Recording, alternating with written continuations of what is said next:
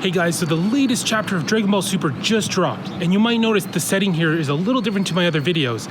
That's because I'm currently in Japan, so I wanted to go to the Konbini myself to grab a physical copy of the manga chapter, and then let's review it. I'm super excited for this.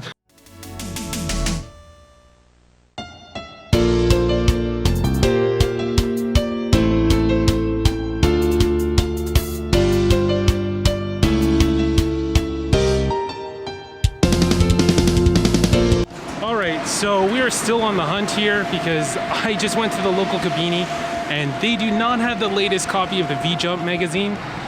So I'm gonna try this manga store right now and hopefully they have it. But yeah, I was kind of shocked, you know? I'm in Japan and I can't find the latest magazines, which is quite easy to get online. So anyway, here we go. Let's see if the next stop will have it.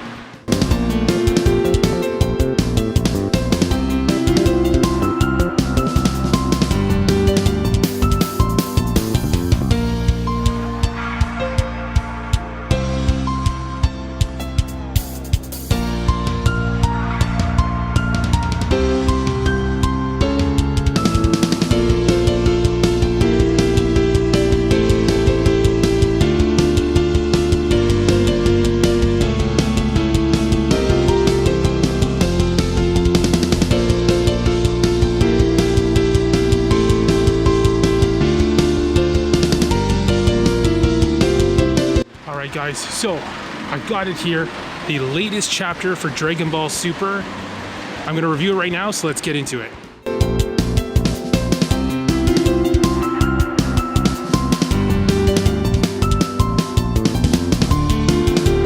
As you saw, we already went and picked up the magazine here for Dragon Ball Super. As you can see, it's a VJump magazine, and Dragon Ball Super is inside of it, among other mangas as well.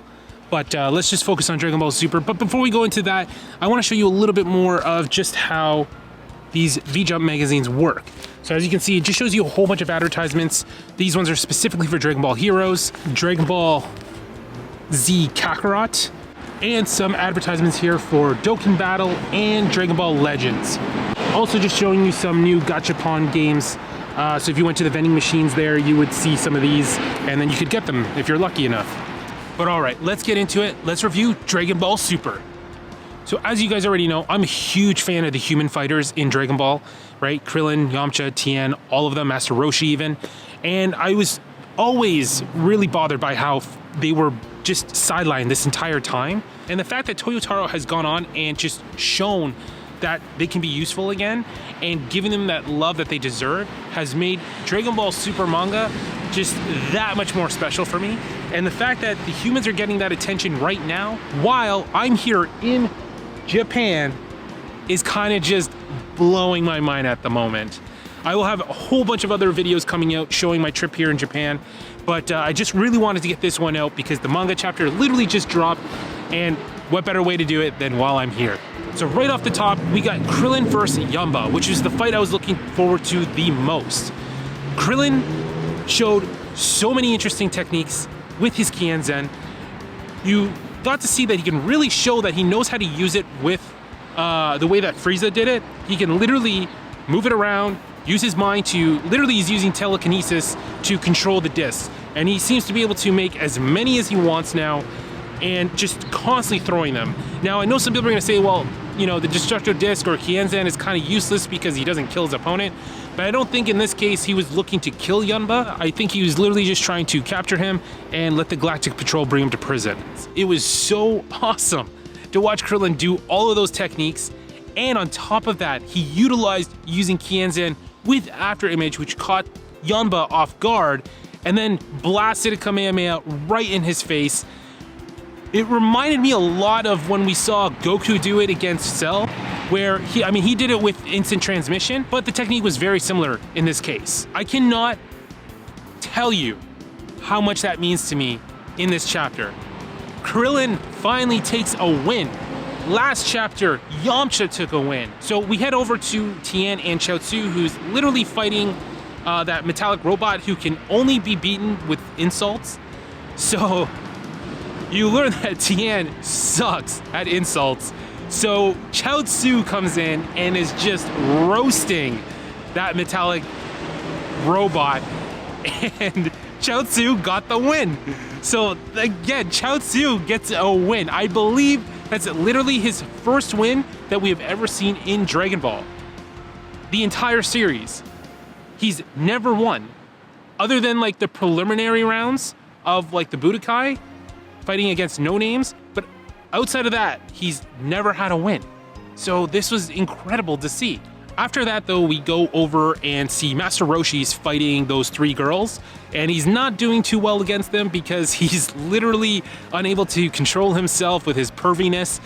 And yeah, so they're kind of kicking his butt, but he does something that looked so incredibly badass. He literally puts a blindfold around himself so he can't see them, and that way he can focus just using his chi or ki, however you want to pronounce it, and just starts wrecking them. But can we take a moment here and just admire how badass that looks? I would love to see Master Roshi fight more often with that bandana over his eyes. It literally just brought something that it reminded me so much of Daredevil. If you've watched the Netflix show Daredevil, it completely reminds me of that. So I just loved it. So the 3 female characters literally fuse together and become this unstoppable force, and this giant looking fat character that Master Roshi is no longer attracted to.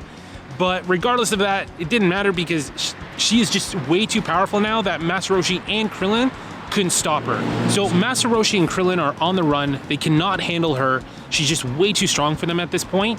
So Krillin does something incredibly brave and needs a little bit of luck here because he decides he's going to completely power himself up as much as he can in the hopes that Goku is going to sense his power and be able to instant transmission to him. So he's completely gambling on this, but he literally puts himself right in the open and just starts charging himself up. And lucky enough, Goku does sense Krillin and instant transmissions right to him and takes care of that character no problem. So Goku's now on Earth with Krillin and Master Roshi. So we head over to Yamcha, who's not winning this fight, and Tien and Chiaotzu both show up. So the 3 of them are going to take on this new character who seems to be a cut above the rest of them that they've been currently fighting. So that'll be an interesting dynamic as well to see if the 3 of them can beat this character. Then that brings us right back to Piccolo, Gohan 17 and 18 taking on 7-3. Wow, this is pretty cool to see. Toyotaro again coming up with just such unique ways to bring a fight in. We get to see 17 just ruffle stomp 7-3 in the face, literally using Ki Blast to propel himself directly at 7-3 to kick him as hard as you possibly can. It's such a cool image to see. I love what Toyotaro's doing here. And 7-3 just completely is out of his league. He cannot win this. And sure enough, Morrow shows up. And Morrow is not pleased. He decides to not destroy 7-3 because he still needs him at some point in the future, as he says. So the 4 of them are now in a lot of trouble. They are realizing just how insanely powerful Morrow is, and the 4 of them will not be enough to handle him at this point.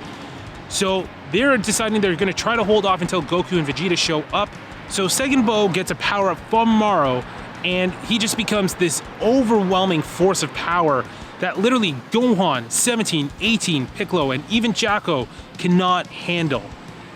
So the 4 of them are trying everything they can to just keep him at bay, but they're realizing they're struggling so hard with Segenbo that even if they somehow manage to beat him, Morrow's sitting there waiting for his turn, and that feat is going to seem pretty impossible to win at this point.